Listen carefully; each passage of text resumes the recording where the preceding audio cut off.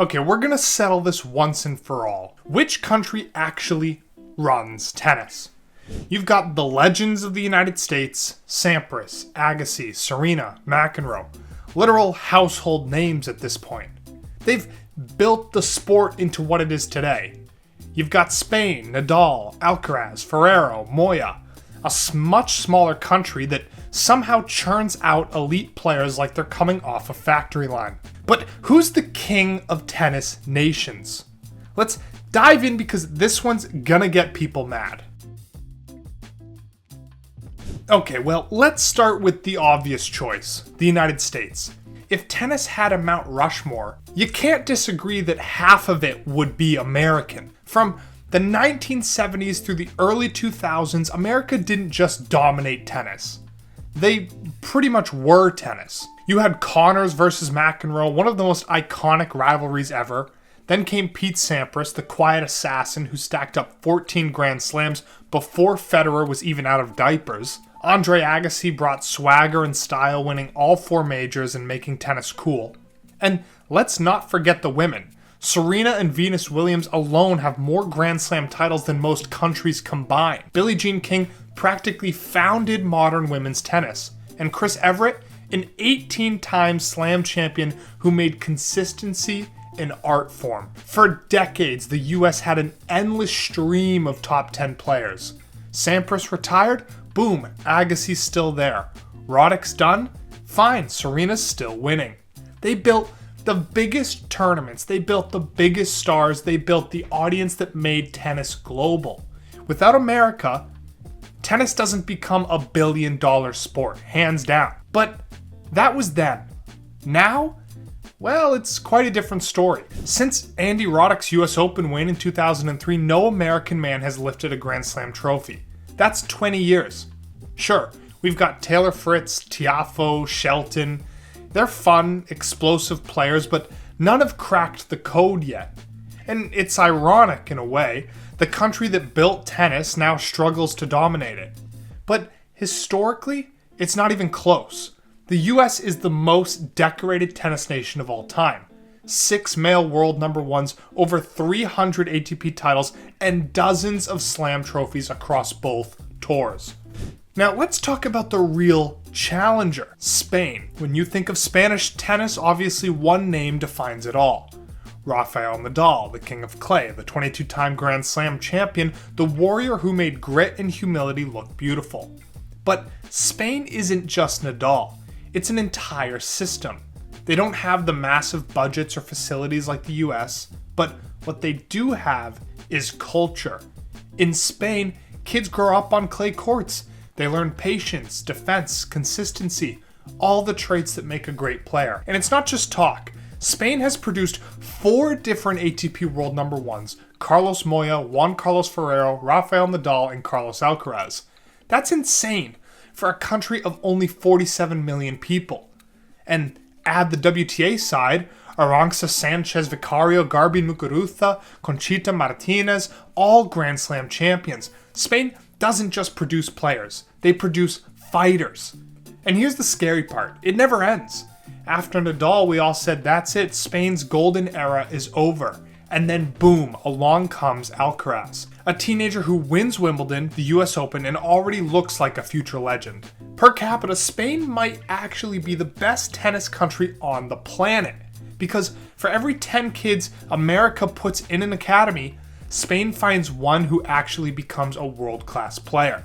They're efficient, disciplined, and they've built a culture that breeds champions. Quick sidebar, they're not really in the conversation, but we can't ignore Switzerland. Because here's the thing, how can a country with only 9 million people produce both Roger Federer and Stan Wawrinka? Federer alone could make Switzerland a top 5 tennis nation. 20 Grand Slams, hundreds of weeks as world number one, and one of the greatest careers ever. And then Wawrinka, the guy with 3 slams of his own, beating Djokovic and Nadal at their peaks.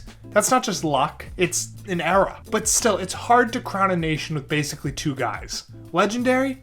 Absolutely. Best overall? Not really. Now, what about France? This one's always fascinating. France might have the most talented generation of players who never won anything big. Tsonga, Monfils, Gasquet, Simone. They were entertaining, charismatic, and capable of taking down anyone on their day. But none of them won a slam. Not one. And that's kind of France in a nutshell. Tons of flair, tons of potential, not a lot of finishing. Historically, they've had greats like Yannick Noah, but they've never built the kind of winning culture that Spain or the US did, and has. Still, if there weren't a word for most fun tennis nation, France probably wins it. Now, we gotta talk about that Eastern European wave. Russia, Serbia, and the broader Balkan region have been punching above their weight for the last 20 years. Obviously, you've got Djokovic, the most dominant player of all time, then Medvedev, Safin, Davydenko, Rublev, and on the women's side, Sharapova, Kuznetsova, Demencheva. This region produces killers.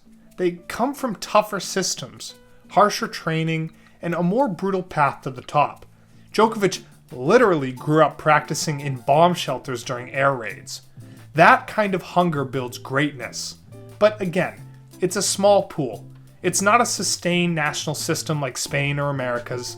It's brilliance through adversity, more so. And finally, we can't forget Down Under Australia. If this debate happened in the 1960s, the answer would have been obvious. Australia, hands down. Players like Rod Laver, Ken Rosewall, John Newcombe, Margaret Court, Yvonne Goolagong, they owned the sport for decades, but their dominance has since faded. Now, they're still relevant with guys like Kyrgios, de Minaur, and the Barty era, but the golden age is gone. Still, no other country has such a deep heritage of champions across eras. They were the first real tennis powerhouse before the Americans took over. And if we're talking raw numbers and influence, so who's number one? Well, let's break it down like a scoreboard. Country versus country. We'll take the top scorers. USA, Spain, Switzerland, Serbia, Australia, France. Now, who do you think wins? If we're talking raw numbers and influence, the US wins in a landslide. They built the sport. They funded it. They marketed it. But if we're talking efficiency and consistency, Spain is the new age champion. They didn't just build stars, they built a system that guarantees future stars. So, which country is the best at tennis? Well, if you're ranking it by history and sheer numbers, it's America. But if you're ranking by recent development and heart, it's Spain. The US created the legends, the icons, and the global stage, while Spain perfected the art of player development and sustained excellence. But when the dust settles, the trophy still has to go to the United States. They didn't just play the game, they made it.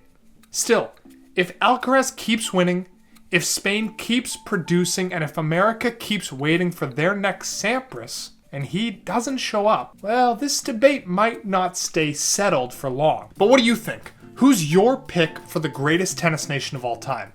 The historical heavyweight or the modern powerhouse? Let us know in the comments, and don't forget to like, subscribe, and hit that bell for more Hot Take Tennis. See you next time.